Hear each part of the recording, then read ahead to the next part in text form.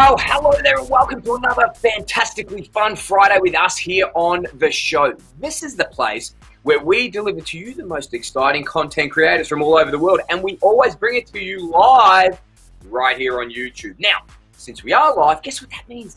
That means you can chat with us and leave us comments anytime you like throughout the show. Amazing technology. Now, I should probably introduce myself. I am your host. I would be Dan Stagliano. Now, I just mentioned in the opening that we seek out the content creators coming from all over the world, and that description couldn't be any more accurate when I describe our guest for today. And I'm referring to Miss Morgan Bradley, who hails all the way from the other side of the globe. No, literally, the other side of the globe. You know, the complete opposite pole to where Santa is, the South Pole. Okay, so she's not quite from the South Pole, but she's from New Zealand, which is really close to the South Pole. And that's close enough for me. Her latest feature film was The Aerialist, in which she had a starring role and was recently released on Amazon Prime. Thanks, coronavirus. You're screwing everything up, including my words tonight. The movie follows the career of an acrobat battling age injury and a hungry young director who's trying to end her career. Take a little look at this.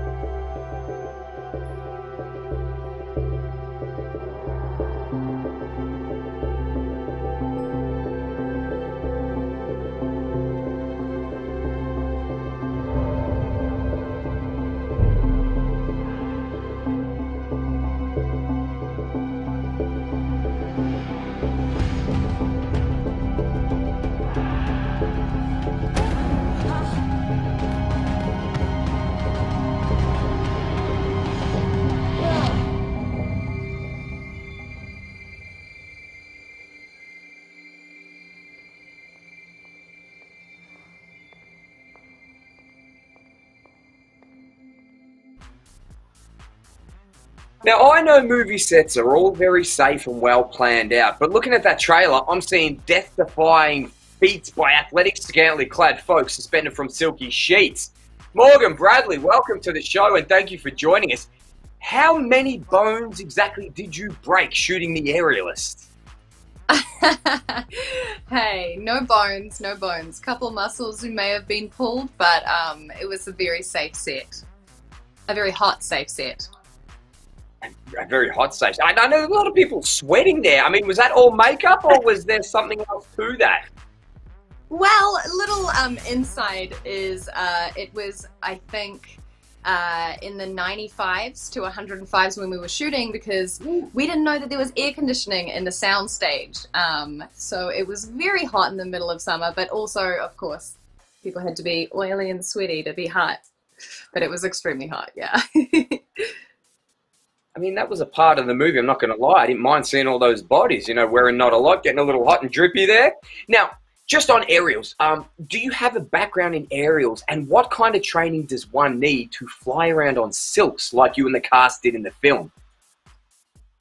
I myself had pretty much no, experience at all. I was lucky enough. The lead in the film is Drea Weber, and she is the best of the best. She is the choreographer for all the celebrities. She started Pink's Aerial. She was like the reason for Pink, and Taylor Swift, Cher, all of them. So she's the lead in the film, and she also gave me and a lot of the other cast, pretty much all of us, 2 weeks one-on-ones with her before we shot. And I also got a few Sundays with her during shooting as well. So it was awesome. I mean, that's pretty cool, being able to work one-on-one with somebody who is, I guess, the top echelon of their field. I'd almost consider that like music lessons, singing lessons with Elvis Presley or something. I mean, that's pretty cool. Yeah. Now, in the movie, you play a sneaky journalist named Runa Wolff. Okay, what can you tell us about Runa? Runa, ooh, not much. Runa is just extremely interested in the character Jane, who is played by Drea. She wants to know a lot about her and maybe digs a little bit too deep. And everyone's like, who is this girl coming in here and asking all these questions? And if you watch the film, you'll find out why. So I get myself a sneaking suspicion there's a little something hidden in that film. I will leave it there. So as somebody who is clearly not a journalist, what research, what background work did you have to do to be able to take on the role of a journalist, one who also flies from silks? That is a great question, and one that makes me feel on the spot, Mr. Stagliano. Wow. Research. Well, the research that I did was not much, to be honest. It was mostly just focused on getting those aerials right, because that's important. I would see that being the most important part of this. And so we know from the synopsis there, we know that that Drea's character is going through a little bit.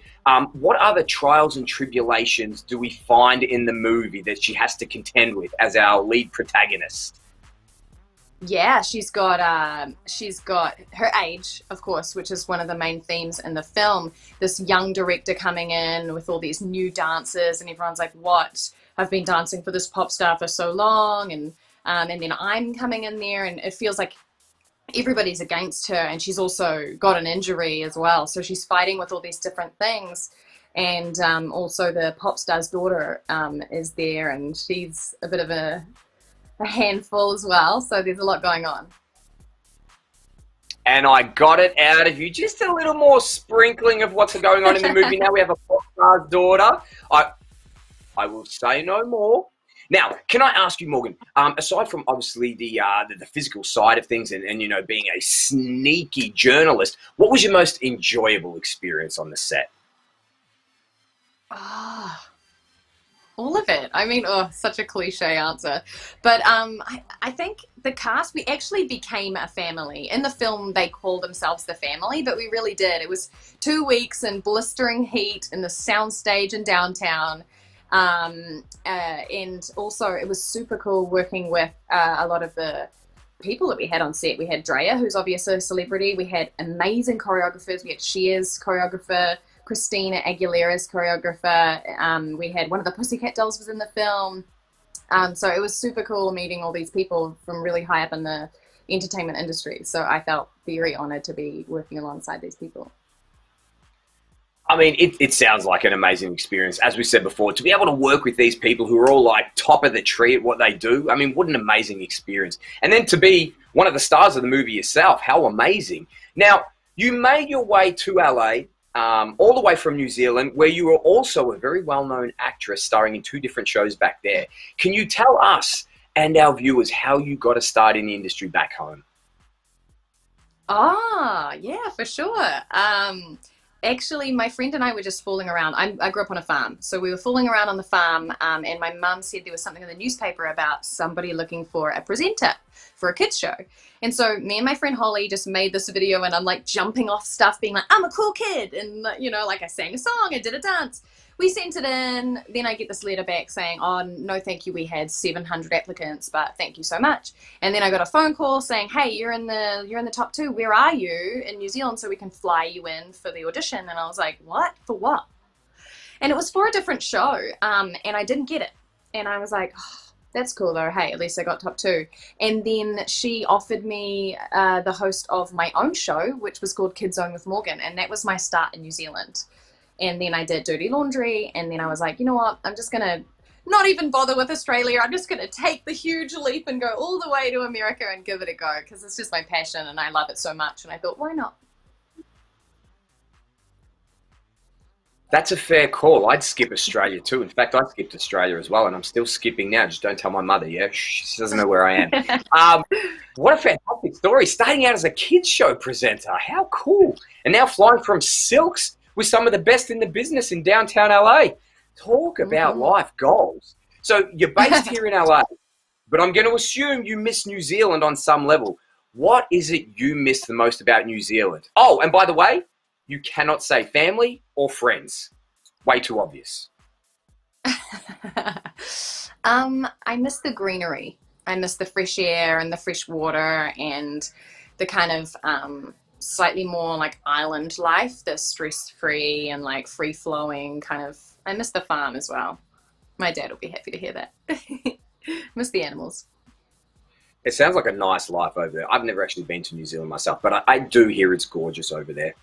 And on that note, Morgan, like I explained previously, we like to play games on this show, so I want to play a game with you, alrighty? This game has probably the world's longest name. It's called, How Well Do You Know the Place That You Come From? The game. I put the game in the back of everything. So this is basically how much do you know about, how much do you know about New Zealand? Because in the trailer to the Aerialist, you have a very, very, very convincing American accent, which made us here at the show think, maybe she's not a Kiwi after all. Maybe it's just a little angle she's playing. We're suspicious. So we're about to find out. Now on this game, I'm going to ask you a question and give you 3 different options. One of those options you can answer is correct. The other 2 are not correct. Alrighty, are you ready? No. Yes, of course. Good, I'll take the no as a yes. Alrighty, question 1. Which country in the world is the first to welcome the new day? Is it A, Samoa, B, New Zealand, or C, Tonga? New Zealand.